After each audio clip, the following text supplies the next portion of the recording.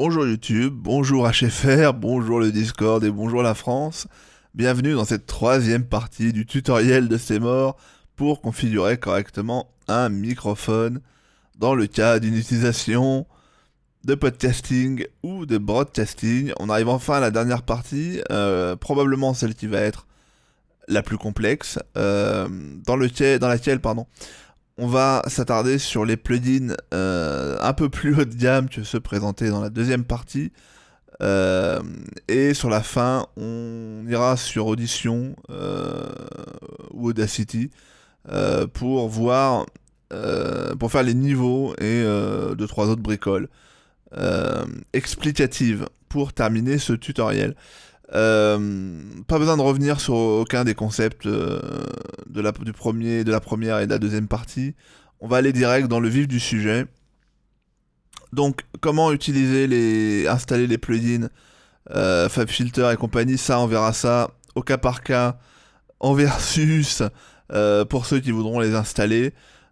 Sinon, envoyez-moi, ou si vous savez utiliser des plugins, envoyez-moi un MP pour avoir le lien pour les télécharger. Pour les installer, c'est pareil que l'autre, hein. Vous installez les plugins VST dedans, votre répertoire VST, vous scannez le dossier pour qu'il soit dans votre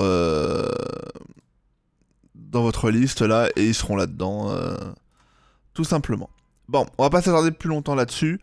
On va voir le fonctionnement. Les plugins FabFilter, vous voyez, il y en a quand même un peu plus que dans le cas d'utilisation de Replug. Ils sont pas tous obligatoires. L'EQ n'est pas obligatoire, c'est là.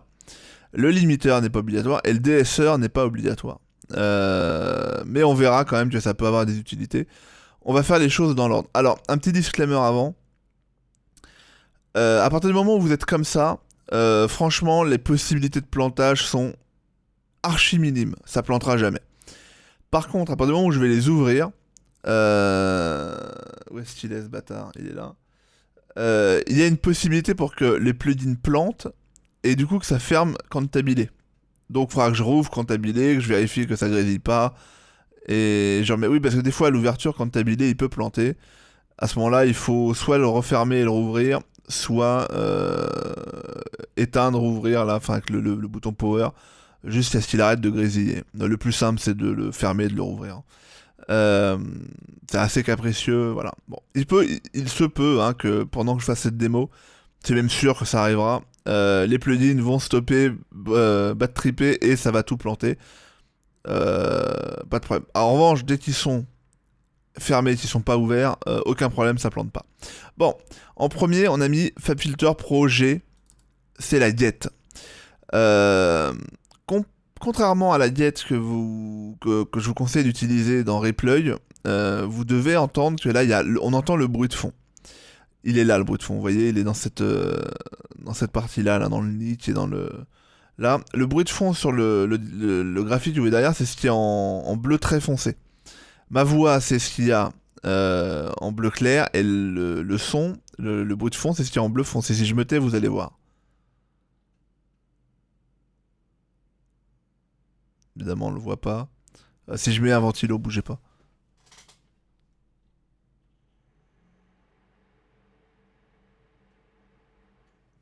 Non, même avec le ventilo, il vous le met pas. Faudrait que je mette plus de lien. Bref, le bruit, c'est ce qu'il y a en bleu foncé derrière le bleu clair. Bon, cette diète-là fonctionne différemment. Elle est bien plus complexe et beaucoup plus évoluée que la guette qu'on a dans Reaplug. Elle est capable aussi de faire exactement de la même façon un espèce de toggle on-off avec un seuil déterminé, et au-dessus du seuil, le son passe, et en dessous du seuil, il passe pas. Elle peut le faire tout à fait. Maintenant, elle fonctionne différemment. La façon dont moi je l'utilise est différente. C'est-à-dire que là, ce qui se passe, c'est qu'elle ne touche pas à votre voix. Elle va baisser le volume du bruit. C'est-à-dire qu'elle applique un ratio que voici sur une certaine range de bruit. Concrètement, ça veut dire quoi? Que si je baisse la range, comme ça, vous voyez que là si je dis pas de bêtises, j'écoute pas, mais si j'écoute, normalement ça doit le faire. on entend très fort euh, le bruit de fond. Si je la remonte, on l'entend de moins en moins fort jusqu'à ce qu'on l'entende même plus du tout. Mais si vous mettez comme ça, vous allez avoir des clips. Enfin, pas des clips, mais des baisses, des variations dans le volume. Donc, faut pas mettre la range trop fort. Moi, je la mets autour de 16. Mais vous pouvez la mettre plus fort. Moi, je vous déconseille de la mettre trop fort non plus. Parce qu'à partir du moment où vous parlez, de toute façon, votre voix va couvrir le bruit de fond, hein. C'est quand vous parlez pas que c'est problématique. C'est pour ça qu'il faut apprendre à se mute quand vous ne parlez pas lors d'un enregistrement d'un podcast. Voilà, il faut apprendre à se mute, c'est le plus simple. En revanche, quels sont les avantages d'utiliser cette diète-là plutôt qu'une diète toggle on-off? C'est que ça détériore absolument pas le son et que c'est beaucoup plus naturel dans le souffle de la voix. C'est très important la respiration. Ça crée un naturel qu'une diète toggle on-off va complètement virer. Même si on l'a fait se refermer moins vite, qu'on la retient un peu plus longtemps, on perd quand même du naturel dans l'expression de la voix. Avoir une diète comme ça qui baisse un peu le son, ça a l'air un peu moins propre, ça fait moins le travail d'une diète, mais en réalité ça va vraiment rajouter du naturel, tout en faisant vraiment plus de taf lorsqu'on parle. C'est-à-dire que quand on parle, le bruit de fond, et qu'il n'y a pas de musique par exemple, qu'on est le seul à parler, quand on parle, ça baisse vraiment le volume du bruit de fond, et c'est quand même plus agréable à écouter. Comment on la règle? Écoutez, on pourrait la régler vraiment comme on veut, mais il se trouve que ce sont des plugins, le pack FabFilter, l'a compris, est un plugin vraiment haut de gamme. Il y en a pour 1600 boules, hein, si vous prenez le pack complet. Si vous les prenez au cas par cas, si vous prenez plugin par plugin, ils sont tous à 300 ou 400 euros le plugin, donc c'est vraiment des plugins extrêmement chers, ils sont très réputés, ils sont très très bons. La diète est exceptionnelle, elle est vraiment considérée très couramment comme étant la meilleure noise diète disponible. Son equalizer est exceptionnel, l'equalizer est exceptionnel aussi. Ils sont tous excellents, le compresseur est formidable aussi. Il y a un compresseur multiband aussi, mais qui est trop complexe pour ce qu'on fait nous, donc qui est pas du tout utile. Bref, ce sont d'excellents plugins. Et il se trouve que leurs presets sont excellents. Et moi, pour la diète, j'utilise le preset dans Vocal, j'utilise Smooth Vocal MTK. Voilà, c'est celui que j'utilise. Si vous utilisez Vocal Around, on va se retrouver dans un truc qui ressemble un peu plus à une diète classique. Alors, il y en a plein. Moi, j'utilise Smooth Vocal, vous voyez qu'il me le met à 8, et je monte quand même autour de entre 15 et 16 quand même pour le bruit de fond. Voilà, quelque chose comme ça. Voilà, moi je le mets comme ça, je le règle comme ça. Après, vous pouvez vous essayer, hein. Vous enregistrez, vous mettez la diète. Vous pouvez même mettre la diète, comme je vais vous le montrer tout à l'heure, sur un enregistrement dans Audition. Vous verrez, ça pose aucun problème. Ou dans Audition ou dans Audacity, hein. Et vous allez pouvoir agir et puis mettre votre diète en fonction de ce que vous considérez comme étant le mieux. Mais dans une utilisation live, vraiment, ce Smooth Vocal MTK, je trouve qu'il fait vraiment un taf formidable sur le naturel. Tout en virant les bruits de fond lorsque l'on parle. Et ça, c'est vraiment très bien. Le reste du temps, si je parle pas, je me mute. Il faut apprendre à se muter. Je vous encourage vraiment à apprendre à vous muter. C'est très important. Quand vous êtes mute, vous le savez. Et vous pouvez faire tout le barouf que vous voulez. Vous vous en battez les couilles. Vous emmerdez personne. Et dès que vous parlez, clac, vous démutez avant de prendre la parole. Et avec cette diète-là, quand vous parlez, il n'y a pas de problème de bruit de fond. C'est vraiment excellent. Mais comme je le dis, vous pouvez aussi, avec cette diète-là, faire un principe de toggle on-off. Vous virez le preset, vous mettez défaut, vous vous mettez en vocal et vous ajustez. Vous virez le nid, vous virez le nid, vous virez le lookalike, c'est-à-dire voir la vision d'avenir, et vous jouez juste avec le ratio, le threshold, l'attaque, la release et le hold, et vous allez faire exactement les mêmes choses, en un peu mieux branlé quand même encore que ce que vous faisiez dans Readiet, hein. Mais c'est dommage de pas utiliser les options avancées. Et encore, là, on n'est vraiment pas dans les trucs les plus avancés que peut faire cette diète-là. Donc, voilà. Moi, je vous conseille Smooth Vocal, mais après, c'est vraiment au goût de chacun, en fonction aussi de votre environnement, parce que j'ai un environnement un peu bruyant, mais pas très bruyant, finalement. Malgré le bruit du ventilo à côté, oui, parce qu'il y a tellement de gains sur le micro. Que ça prend encore plus les bruits de fond, et encore ça pourrait les prendre bien plus que ça. Voilà pour la diète. Je pense avoir été plutôt complet sur le fonctionnement du truc. Le compresseur, ça c'est le truc le plus important de ce setup. Le voilà, et on va le mettre en plein écran. Non, on va le mettre en plein écran, c'est là. Voilà le compresseur. Euh, Pareil, le même principe, il fait exactement le même taf que... Enfin, le principe du compresseur est le même ici que dans... euh, que c'était le cas dans Reacom, mais il est beaucoup plus évolué, comme vous le voyez. Euh, Pareil, de la même façon, on va utiliser un preset, parce qu'il y a un preset exceptionnel là-dedans. C'est dans Spécial, Parallèle Compression. Qu'est-ce qu'une compression parallèle? Quand vous faites une compression classique comme on l'a fait tout à l'heure, avec le plugin Rappleuil, vous agissez directement sur la piste en question ou sur le live en question. C'est-à-dire qu'on prend comment dirais-je, la piste son et puis on compresse les fréquences les plus hautes pour remonter, parfois même avec un make-up gain ou un auto gain, les fréquences les plus basses de manière à avoir un rendu homogène. Là, c'est pas ce qu'on fait. Là, la compression parallèle va conserver les pics les plus bas, mais va conserver les pics les plus hauts, mais va monter seulement les plus bas. Ce qui permet de... Mais elle ne va pas toucher aux pics les plus hauts. Et en fait, c'est comme si vous aviez deux... vous voyez, vous le voyez, il y en a une en rouge, une en blanc. Et ben ça va prendre la piste... Enfin, la piste de base, et ça va rajouter seulement sur la piste de base les fréquences basses boostées.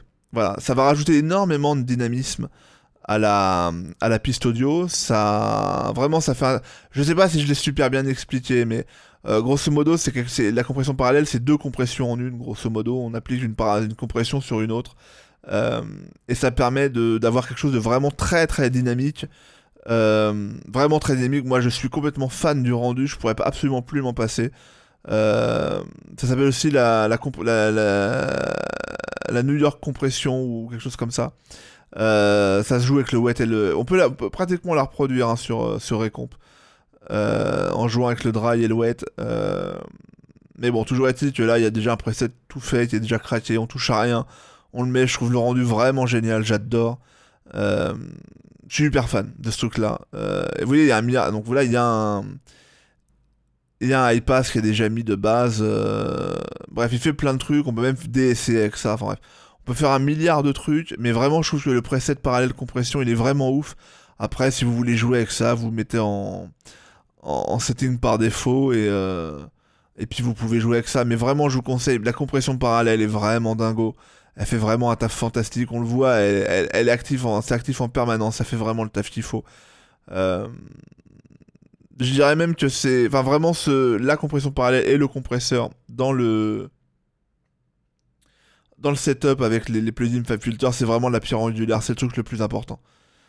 C'est limite le truc indispensable. Moi, je pourrais plus m'en passer, c'est vraiment du génie. C'est absolument génial. J'adore ce rendu là. Bon. Ensuite de ça, vous avez l'equalizer que voici. Alors moi, vous voyez que j'utilise aucun EQ, je m'en sers juste pour foutre du gain. Je rajoute 8 dB de gain. Sachant que sur mon interface audio externe, je suis à un quart de gain. Donc je mets vraiment très peu de gain. J'ai un micro à condensateur, comme la plupart des micros de broadcast. Si j'avais un micro dynamique, style SM7B, qui est le micro de Mister MV pour ceux qui se demandent, qui réclame énormément de gain mais pas de phantom power, bon bah je mettrais plus de gain et j'aurais probablement pas besoin d'en rajouter ici. Mais moi c'est pas le cas, c'est un micro à condensateur. Donc il me faut du phantom power, donc une alimentation. Et je rajoute du gain. Je préfère rajouter du gain après, mais mettre le moins de gain possible à la source. Voilà.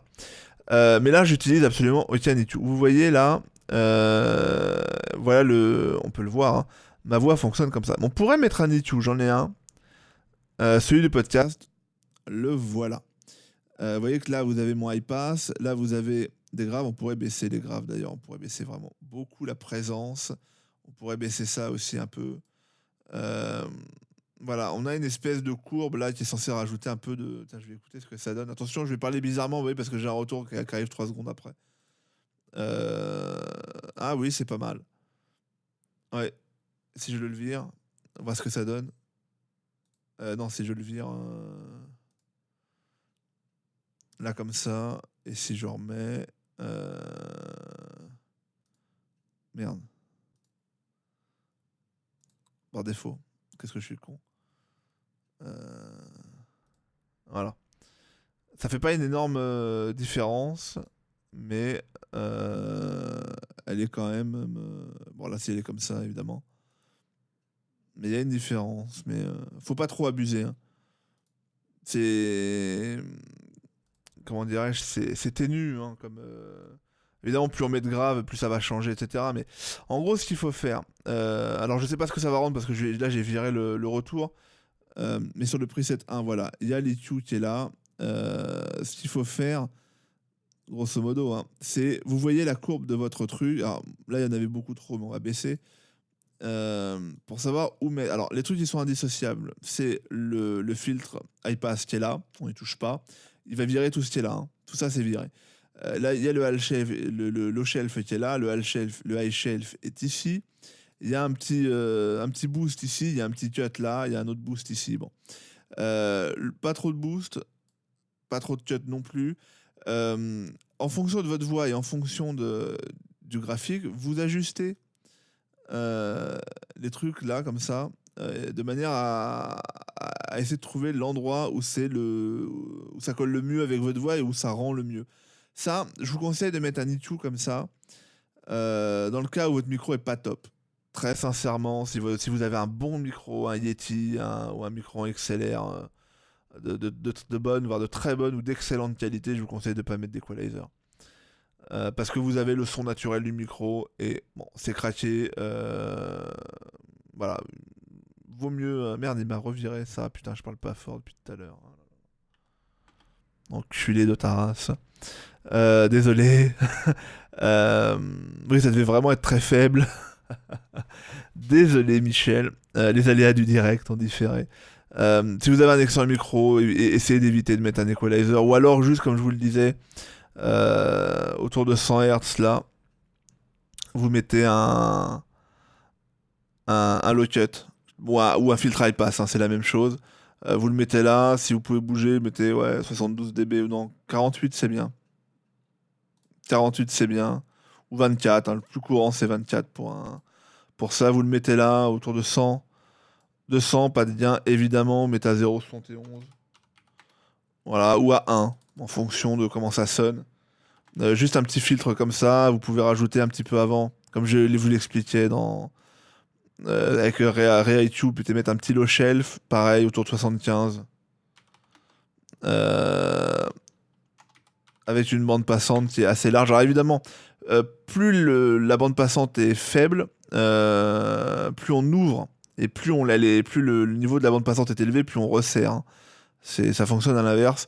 Et puis aux alentours des 6000, quelque chose comme ça, un petit peu avant, vous pouvez rajouter, comme je vous disais, un petit high shelf avec un petit peu de gain. Voilà, quelque chose comme ça. Et puis juste ça, ça fait la blague pour avoir quelques fréquences sympas. Après, comme j'ai fait dans celui-là, vous pouvez rajouter des fréquences, monter un peu le boost de la présence et des graves. Vous pouvez le monter un peu. Vous pouvez augmenter un peu la clarté avec un petit cut là, comme ça. Enfin bref, il y a plein de petits. Sur ces deux trucs-là, il y a quelques petits ajustements à faire. Un petit côté aérien sur la fin, comme ça mange pas de pain. Je vais vous mettre Je vais vous le remettre de base. Alors, il est très élevé, mais bon, vous ne vous préoccupez pas de ça. Voilà les réglages du low shelf, donc 75,0,1. Les réglages du low cut, donc c'est 100 à 0 et 0,71. Le boost qui est là, casse-toi. Casse-couille, hein. Voilà, le boost qui est là, on est autour de 212, plus 8 de gain, mais ça c'est trop. Et le Q 0,83, donc quelque chose d'assez large. Ça sert absolument à rien. Le petit cut qui est là, on est environ à 800, mais vous pouvez le mettre beaucoup plus proche de 400. Moins 7 de gain, c'est peut-être un peu trop. Et toujours 0,30 de bande passante pour avoir vraiment une courbe très très large. Ici, le boost dans les hautes, vous mettez entre 5000 et 6000. 3 dB de gain, ça suffit. Et pareil, une bande passante assez large, un peu moins de 1. Et le low shelf et le high shelf pour finir, pareil, 12 dB par octet, ça Là, ça suffit. Je crois que c'est les octaves, mais je suis pas sûr. 9600 Hz, donc c'est vraiment à la fin, vers les 10 000. Un petit peu de gain pour quand même bien finir. Et puis toujours une bande passante assez grande, enfin assez large.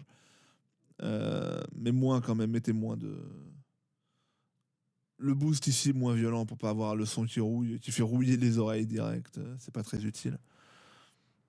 Voilà. On va remettre tout par défaut. Voilà, plus 8 dB, ça suffit largement. Ça suffit largement. Encore une fois, l'EQ, c'est pas obligatoire de l'utiliser, mais ça peut sauver des... Ça peut sauver un rendu dégueulasse. Surtout jouer. Hein. Enregistrez-vous, je vous le montrerai tout à l'heure. Enregistrez-vous dans Audacity ou dans Audition. Et faites passer les filtres comme ça, l'equalizer, pour essayer de trouver le truc qui sauve vraiment le mix, quoi. Et la prise de voix. Ça peut ajuster en fonction de votre voix. Évidemment, si vous avez une voix féminine, par exemple, le boost qui était aux alentours de 200, bah, vous allez le mettre un peu plus bas, plutôt autour de 120-130. Voilà, il y a tout un tas de trucs comme ça à voir. Ensuite, on utilise un limiteur. Là, pareil, je me suis pas pris la tête. Dans Safe, vous avez podcast et broadcast voiceovers. Voilà, ça va faire le taf. Qu'est-ce que c'est un limiteur? Alors, ça peut faire plein de choses, mais basiquement, nous, on l'utilise de manière vraiment très très simple. C'est qu'il va limiter la... Il va empêcher la voix de clipper. Comme je mets du gain et que j'essaye d'arriver globalement entre -9 et -3, c'est la range de volume, c'est entre -3 dB et -9 dB, et la cible, c'est vraiment -6. Des fois, dans certaines intonations, on va dépasser les -6 pour aller vers -3. Ce qu'on veut pas, c'est que ça aille à 0 et que ça dépasse 0. Donc, quelqu'un, le son va clipper. Le limiteur, il est là pour empêcher. Le compresseur compresse le son, lui, il n'est pas là pour empêcher le son de monter, si vous voulez. Il est là pour harmoniser. Et la compression dynamique va rendre ça plus dynamique en conservant les hautes fréquences. Les fréquences, enfin, les dynamiques les plus élevées. Le limiteur, lui, à un moment donné, il va dire Michel, stop, ça c'est trop fort, tu ne vas pas en dessous de ça. Et donc, il va empêcher le son de clipper. Dans le cas d'un broadcasting, à moins que vous vous engueuliez réellement avec l'un de vos interlocuteurs, c'est vraiment pas utile du tout. Mais bon, c'est une sécurité supplémentaire, ça fait pas de traitement sur le son particulièrement. Donc, je vous conseille de l'activer. Moi, j'utilise le setting podcast et broadcast voiceovers. C'est très bien. Mais vous pouvez tout à fait vous en passer. À partir du moment où vous n'allez pas vous hurler dans le micro, ben, tout va bien aller. Ça, typiquement, c'est le genre de truc, Gragra, c'est indispensable pour lui, il va falloir lui en mettre un. Sinon, ça va être une catastrophe en live. Voilà, bon. Et le dernier truc, alors ça, c'est le DSR. Ça va dépendre des voix, ça va dépendre de votre diction, et ça va dépendre aussi si vous utilisez un equalizer qui rouille, de ce type-là. Là, si vous utilisez un truc comme ça rouille. Du coup, un DSR, c'est pas mal. Qu'est-ce que ça fait le DSR? Bah, si je l'enlève, bah, c'est pour les sons en S qui sifflent un peu fort et qui des fois peuvent être désagréables, notamment après un EQ, ça peut être un peu fort. Le DSR, lui, il est là pour virer ces sons-là. Qu'est-ce que j'utilise comme DSR? J'en ai essayé plusieurs. Celui qui marche bien, c'est dans Mastering, Vocal DSing in Music. Pourtant, on n'utilise pas de la musique, mais bon. Avec la range à 22 dB. Là, ça va baisser un peu la hauteur du... Ça va baisser un peu la dynamique, mais ça va pas foutre en l'air le son, et surtout, ça va vraiment virer les S qui sifflent. Si vous avez une bonne prise de son. Par exemple, sur le micro de J-Boy, il y avait beaucoup de S qui sifflaient, ça a totalement viré les S qui sifflent. Sur le micro de celui du dernier podcast, il a un micro casque, j'ai eu beau appliquer cette merde. Ah bah ouais, il a planté Michel. Voilà. Ne t'inquiète pas, il va revenir.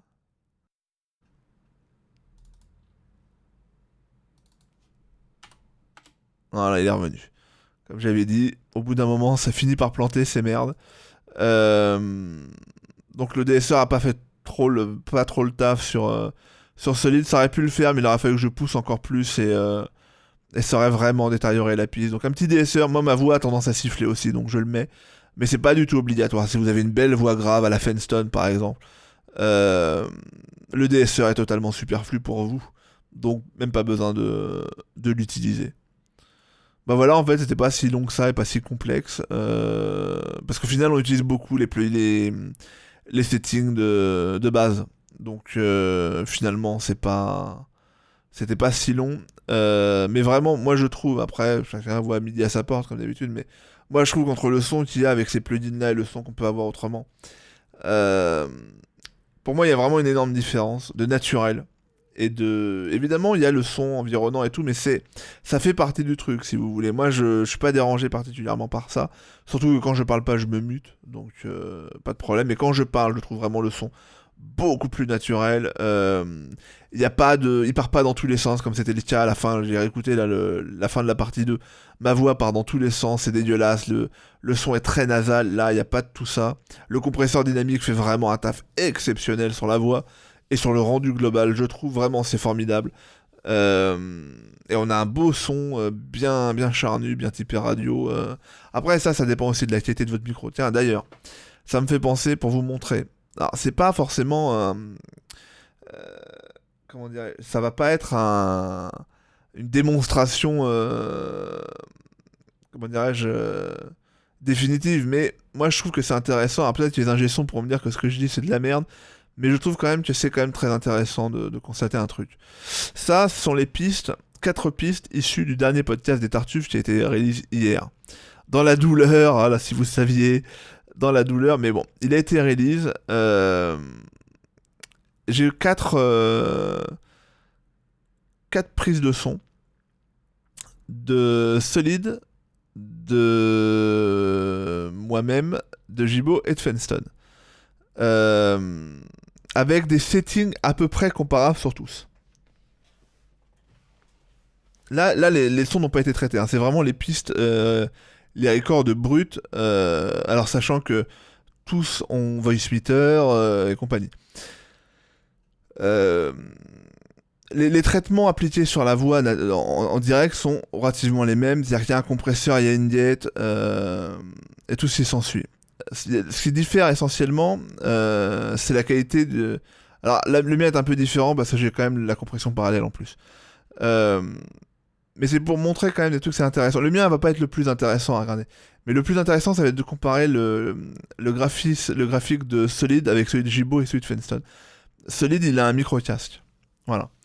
Vous voyez qu'il monte très très fort sur des fins de. En gros, ça c'est sur des aigus et des fins de phrases, des fins d'intonation ou quand il rigole ou quoi que ce soit. Vous voyez qu'il clip totalement plusieurs fois. Si on zoome, on le voit très clairement. Tout ce qui commence à être foncé, alors si je le prends comme ça, on le voit mieux. Vous voyez que ce qui est foncé, c'est vraiment le cœur de sa voix, et le reste, c'est du bruit ou des sifflements ou des interférences ou ce genre de choses. On voit que ça va vraiment ça part vraiment dans tous les sens, ça monte très très haut, beaucoup trop haut, parce que comme je vais vous dire, il faut viser, je disais -12 précédemment, mais non, il faut viser entre -9 et -3, et il faut viser -6. Pour le niveau de votre son, il faut viser -6, et une range située entre -9 et -3. -3 étant vraiment le max possible, mais vraiment l'idéal c'est d'être en moyenne entre -9 et -6, c'est vraiment là que ça va être le mieux. Le plus facile à mixer derrière, le plus facile à écouter pour les auditeurs parce qu'ils vont pouvoir baisser facilement. Tout en laissant le son vraiment très audible, même en baissant.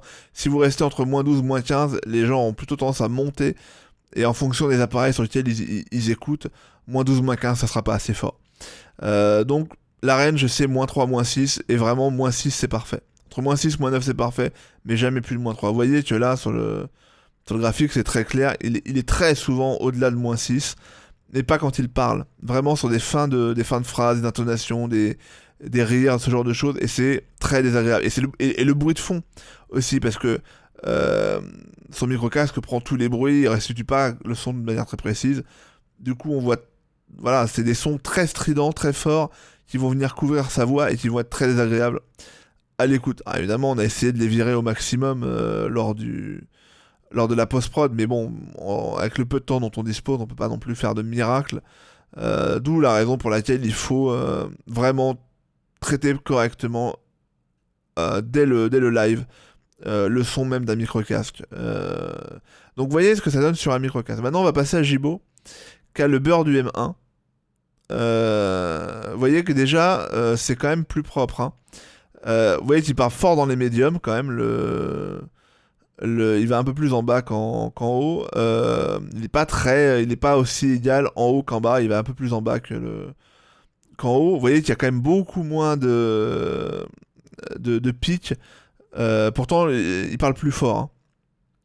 Le son de Jibo est globalement plus fort, bah oui, parce que le cœur de sa voix est quand même bien plus contenu. On voit que le reste est quand même plus. Ça part un peu moins dans tous les sens. Et par contre, lui part vraiment très très fort en bas, vous voyez. Bon, ça c'est une caractéristique du micro et de sa voix. Le Bird est un micro très neutre. Du coup, comme il est. Contrairement au Yeti par exemple, il y a beaucoup de basses, naturellement. Et vous le verrez sur la. Et en plus, Fenson a une voix grave, donc vous le verrez sur le graphique de Fenson. Mais vous voyez déjà, il y a un micro. Là, quoi, il coûte 50 balles, hein, le Bird, hein. Vous avez déjà vraiment un truc vraiment beaucoup plus propre, qui sera beaucoup plus simple à travailler. Surtout, il n'y a pas de bruit, il y a pas de bruit de fond. Là, tous les pics, c'est vraiment des rires de gibots, des claquements de langue, ce genre de choses qui sont prises à la captation très fort. Ça, en post-prod, c'est facile à virer, c'est facile à atténuer et à rendre ça confortable à l'écoute. C'est pas du tout un problème. On peut même le faire en live. Il faudra juste que Gibo il installe 2-3 trucs en plus que ce qu'il a déjà. De manière à vraiment avoir un son super carré. Mais on voit déjà que nativement, c'est quand même déjà beaucoup plus propre. Par rapport à un micro-casque qui est pas immonde, hein. Le micro-casque de Solid, ne vous y trompez pas. C'est pas un micro-casque de merde, hein. Il est pas aussi bon que le micro-casque de Zad, qui est vraiment bon. Pas au niveau d'un Bird, mais qui est bon quand même. Évidemment pas au niveau d'un Bird, on est quand même assez loin, mais vraiment meilleur. Mais pourtant, le micro-casque de Solid est vraiment pas dégueulasse. Et maintenant, voilà Fenstone sur le Blue Yeti. Vous voyez, alors lui c'est l'inverse, il est un peu plus haut. C'est l'inverse de Jibo. Il est plus en haut qu'en bas, mais il a encore moins de petits pics. Il a vraiment un truc très dense. Le Yeti est un micro un peu plus basseux beaucoup moins neutre et plus basseux que le Bird. Il est évidemment meilleur. Il coûte plus du double. Ce serait malheureux qu'il soit pas meilleur. Il n'y a pas un monde entre les deux, mais il est quand même meilleur. Et vous voyez, ça se reproduit sur le graphique avec les settings qui sont totalement comparables, hein. Il y a quand même même si évidemment la voix rentre en compte, il y a quand même des choses qui. Si je vous mettais les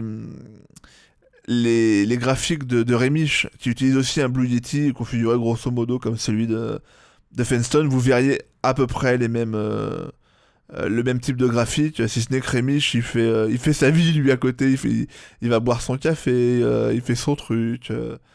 Bon, donc il a des pics par moment qui sont quand même beaucoup plus hauts, mais sinon son graphique ressemblerait vraiment à ça aussi. Quelque chose de beaucoup plus condensé, de beaucoup plus structuré. Et du coup, bah, évidemment, plus c'est structuré, mieux c'est, bah, plus vous avez un son qui va être riche et précis. Et on peut le voir sur ma partie à moi, que voilà, qui est encore plus condensé que sur le Yeti, beaucoup plus pleine, on le voit. Ah, c'est parce que je parle le plus aussi, mais... et là, le pic que vous voyez là, c'est le générique des Tartuffes. Donc, voilà, c'est pour vous montrer, je suis pas sûr que ça ait une valeur d'exemple ou scientifique très très prononcée, mais à force de taffer sur les pistes son comme ça, on voit la qualité des micros sur le graphique, la qualité de la restitution et des interférences et du bruit de fond qui peuvent être captés ou qui peuvent venir interférer dans la piste. Plus le micro est bon, bah, plus ça se répercute sur le graphique. Il y a pas de... Moi je trouve qu'il n'y a pas d'embrouille. Qu'est-ce qu'on va faire, Michel? On va fermer tout ça. Voilà. Et on va record. Oui, vas-y. Et donc là, là, je m'enregistre présentement. Et vous voyez, ce qu'il faut voir, c'est ça. Il faut que vous vous enregistriez et que vous écoutiez, mais en même temps que vous enregistrez, il faut regarder où est-ce que vous arrivez avec votre voix. Là, vous voyez que moi, quand je parle, je suis vraiment entre -9 et -6. C'est ce que je visais. C'est exactement ça, -9, -6, c'est ces eaux-là. C'est vraiment ça qu'on veut. Et c'est ça qu'il faut que vous atteigniez. Alors, vous avez plusieurs possibilités pour le faire. Vous pouvez passer par le compresseur dans le lien du compresseur. Soit avant la compression, ici. Donc ça, c'est pour la compression avant la compression parallèle, soit après, ici, là. Donc ça, à droite, c'est après, à gauche, c'est avant. Vous pouvez mettre du lien à ce moment-là. Ça peut rendre très joli, c'est à voir en fonction de votre voix et de votre micro. Si vous avez un micro pourri, je vous le déconseille fortement de passer par le lien dans le compresseur. Si vous avez un très bon micro, c'est possible. Vous pouvez également le faire à l'EQ. Ce que je vous conseillerais le plus globalement de le faire, c'est le faire à l'EQ. Et en tout cas, de ne pas le faire sur le limiteur ou le DSR. Faites-le avant, évidemment. Surtout en tout cas avant le limiteur. C'est pour ça que ça n'a pas trop de sens de l'augmenter sur Voice Meter parce que ça sera fait après tout. Si vous devez rajouter du gain pour atteindre -9, -6, je vous conseillerais de le faire soit sur le compresseur, soit sur l'EQ, et à moins que vous ayez un très bon micro. Et vous voyez, moi, on peut considérer que j'ai un excellent micro, c'est l'une des références pour le podcast. Je le fais quand même sur l'EQ, je trouve que ça sonne mieux. Donc je vous conseillerais que c'est vraiment sur l'EQ qu'il faudrait rajouter le gain. C'est là que je vous le conseille, et il faut que vous visiez, voilà, entre la range c'est -3, -9. L'objectif c'est vraiment d'aller à -6 et d'être tout le temps entre -9 et -6. C'est à vous de voir, d'augmenter le gain. Vous avez sur certains micros, c'est le cas du Yeti, vous voyez, j'ai une très très belle courbe là, hein, vraiment très très jolie. Ça ne part vraiment dans aucun sens, on a vraiment un son qui est très riche, très coloré, très marqué, avec vraiment des... Voilà, c'est... On peut pas dire mieux, Michel, hein, ça se voit de soi-même. Sur certains micros, notamment le Yeti par exemple, vous avez un gain. Il faut différencier un micro à condensateur, qu'il soit USB, XLR ou pas, hein, mais il faut différencier les micros à condensateur des micros dynamiques. Peu de chances que vous possédiez un micro dynamique, c'est généralement des micros très haut de gamme. En tout cas, ils sont pas tous exceptionnels, il y en a un qui est très connu, c'est le Shure SM7B, c'est le micro de Mr MV, j'en parlais tout à l'heure, mais pas que, il est surtout connu pour être le micro avec lequel Michael Jackson a enregistré Thriller, tout l'album. Et pas que, hein, il y a encore plein de... C'est un micro mythique qui est capable de faire un peu tout, qui est un micro dynamique, c'est-à-dire qu'il ne réclame pas d'alimentation, par contre il réclame énormément de gains de l'interface ou du préampli. Ce qui fait qu'il est extrêmement... C'est des micros extrêmement silencieux, ils prennent pratiquement pas le bruit environnant. Maintenant ils sont un peu plus... Voilà, les bons sont très chers. Et en général pour le broadcast, les micros dynamiques c'est plutôt pour chanter, je dirais, a priori. Les micros à condensateur sont plus utilisés pour le studio, ce qu'on appelle le studio, derrière le broadcast, ce genre de choses. Et les micros à condensateur, eux, réclament beaucoup moins de gain. Et d'ailleurs, je vous conseille plutôt à l'entrée de votre micro, de votre interface ou même sur votre micro directement, mettez le moins de gain possible. Sur le Yeti, on peut tout à fait s'en servir très très bien avec aucun gain natif. En tout cas, le gain au minimum sur le micro, ce que je vous conseille de faire. Il vaut mieux envoyer un signal faible et augmenter le volume en post-prod derrière ou lors d'une chaîne audio comme on l'a dans Cantabile. Et il vaut mieux augmenter à ce moment-là. C'est ici que le son ne sera jamais détérioré, alors qu'à l'inverse, si vous envoyez fort et que vous êtes obligé de baisser, votre son va être détérioré. Donc il vaut mieux envoyer un son faible qu'on va amplifier à un moment ou à un autre dans la chaîne de processus. Mais si votre micro ne réclame pas beaucoup de gain pour fonctionner, c'est le cas d'un micro dynamique, dans le cas d'un micro à condensateur, mettez le moins de gain possible. Moi, vous voyez, je suis à un quart de gain. Je pense que je pourrais mettre moins, je ferai des tests plus tard pour mettre moins. Pour l'instant, parce qu'auparavant la diète fonctionnait différemment et avec moins de gain, j'arrivais pas à passer outre la diète, à moins de la mettre très faible, mais ça servait à mettre le threshold très faible, mais du coup ça servait pas à grand chose. Donc j'avais arrêté mes tests là. J'ai essayé avec plus très récemment, c'était pas concluant. Je suis revenu à mon un quart de gain. Je pense que maintenant avec le setting que j'ai là, je dois pouvoir baisser encore le gain. Je verrai ça plus tard, parce que je suis très satisfait du son que j'ai là. J'en suis très content. Toujours est-il, si vous avez un micro à condensateur, je le redis encore une fois, le moins de gain possible. Il vaut mieux amplifier après. Ensuite, il y a comment on utilise son micro, c'est très important. On va revenir sur quoi qu'on pourrait laisser ça. Non, mais on va le laisser comme ça, oui. La façon dont on utilise son micro, ça va dépendre de votre micro. Un Bure du M1 par exemple, qui est le truc que je recommande pour débuter, c'est un micro très très neutre, qui va rien faire de dingue, mais qui va être correct partout. N'utilisez pas trop le proximity effect de ce micro-là. Qu'est-ce que le proximity effect? C'est le fait de se trouver très très proche de la membrane, le plus proche du micro, donc évidemment vous allez gagner en chair, en profondeur, en présence, en grave, en basse. Mais évidemment, si votre micro il est pas très bon pour ça, ça va rendre crado. Euh, le Burr, lui, il est plutôt utilisé à 15 cm avec le filtre anti-pop. euh, ou une bonnette. Moi, je préfère les bonnettes, donc je vais toujours vous recommander une bonnette à la place du filtre anti-pop. Parce que ça vire quelques interférences en plus et tout. Bref, moi je suis team bonnette et je vous recommande des bonnettes plutôt que des filtres anti-pop. Je trouve que le son est meilleur avec les bonnettes. Bon, c'est une question de goût, ça, ma foi. Il n'y a pas de vérité à mon avis, mais bon. Mais bref, le Bird, il vaut mieux être à une quinzaine de centimètres et puis régler le son en fonction de ça. Toujours bien parler vers le micro. Ou utiliser ou viser votre bouche avec le micro de manière à ce que le micro soit de 3/4 et que vous parlez peut-être droit devant vous, votre micro va venir juste l'angle dans lequel est positionné le micro va venir récupérer votre son de 3/4.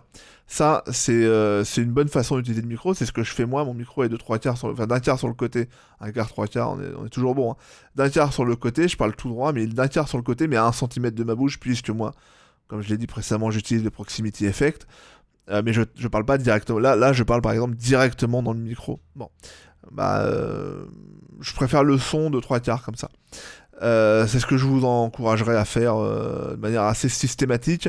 Le Blue Yeti, lui, réclame donc, comme je le disais, aucun gain. Par contre, il n'a pas un proximity effect aussi bon que le Broadcaster. Ceci étant, je vous déconseille d'être loin du Yeti. Je vous dirais d'être à 5 cm. Entre 5 et 10 cm, vous êtes bien avec le Yeti. Vous êtes bien. Soyez pas trop loin de lui parce que plus vous allez être loin, plus il va prendre le bruit environnant. Soyez relativement près, pas trop près, pas collé parce qu'il va être trop bassi. Il est très très bassi et un peu voilé le Yeti de base. Il a un très bon son, très précis, mais il est quand même un peu voilé. Du coup, je vous déconseille quand même d'être trop près. Auquel cas, vous passez un EQ derrière, comme je vous ai montré avec un high shelf à la fin pour aérer un peu le son, ça lui fera jamais de mal. Sur d'autres micros, comme le Rode Podcaster, le NT1A, bon, on est vraiment dans des micros très haut de gamme, notamment le NT1A. Là, ça s'utilise un peu comme le Burr, c'est-à-dire que c'est des micros, on doit être à 15 cm, 15 bons centimètres, toujours de 3/4, c'est une bonne idée aussi. Regardez sur YouTube, il y a des vidéos de mecs qui vous expliquent exactement comment on doit disposer un micro. Ça dépend de chaque micro. Généralement, on déconseille d'utiliser le Proximity Effect, c'est vrai. Moi, j'ai un micro qui est conçu pour ça. Donc, j'utilise ce pourquoi il est conçu, mais c'est vraiment une exception. Hein. On ne doit pas parler à 1 cm, pas avec tous les micros, mais on ne doit pas parler à 1 cm des micros comme ça. Sauf ceux qui sont conçus pour et qui sont à l'aise là-dedans. Avec le SM7B de Shure dont je parlais tout à l'heure, le micro dynamique, on pourrait tout à fait parler à 1 cm, il est fait pour ça aussi. Mais là, on est dans des gammes de micros qui sont beaucoup plus onéreux et beaucoup plus performants aussi. C'est une évidence. Mais vous trouverez des vidéos sur YouTube pour apprendre à bien placer votre micro. Ça fait tout, hein. Le placement du micro, ça va changer énormément de choses dans le rendu de votre voix. Hein. Vraiment. Et surtout, une chose à garder en tête, c'est d'avoir un rendu qui vous plaît à vous aussi. Quelque chose de propre, quelque chose de bien pensé, mais aussi un son qui vous plaît. C'est pour ça que dans un premier temps je conseille le Bird parce que le Bird a un son neutre, ça va vraiment être le son de votre voix et si derrière vous voulez un jour réinvestir, vous en saurez déjà plus, vous connaîtrez votre voix et vous saurez déjà vers quel type de micro aller si vous voulez quelque chose de plus chaud, quelque chose de plus présent, quelque chose de plus qui sonne plus pro, voilà, vous saurez vers quel type de micro aller, vers quel type de micro ne pas aller. C'est assez passionnant quand on s'y plonge. Ça a l'air un peu bizarre comme ça, mais non. Moi, j'en avais rien à foutre et puis je me suis découvert une passion. Disons un plaisir à triturer tous ces merdiers. Voilà, je crois pas qu'il me reste grand chose à expliquer. Si vous avez des questions, évidemment, posez-les-moi. N'hésitez pas, que ce soit dans les commentaires de la vidéo, sur Discord. Ou sur HFR en MP ou là en MP sur YouTube, n'importe où, n'hésitez pas à me poser vos questions, j'y répondrai si j'ai oublié des trucs et si j'ai vraiment oublié un truc important, je referai une vidéo de complément, mais a priori j'ai dit tout ce que j'avais à dire. Voilà, j'espère que j'ai fait plus court que la dernière fois et avec plus de trucs, donc je suis content. C'est cool, voilà. T'as eu des gens.